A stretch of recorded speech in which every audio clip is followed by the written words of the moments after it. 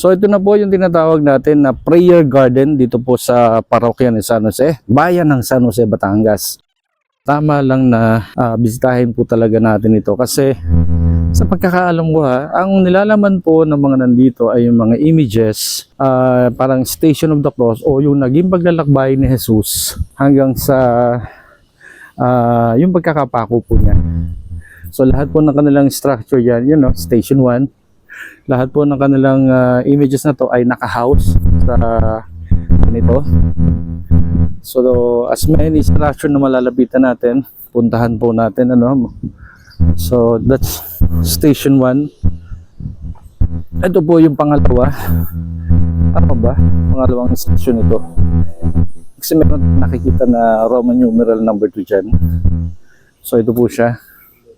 Napakaganda po dito. Para nagre-retreat baga. Para nagre-retreat. Tandaan nyo gayon nung tayo high school bago gumraduate meron tayong retreat. Ito yung sa gilid ng San Jose.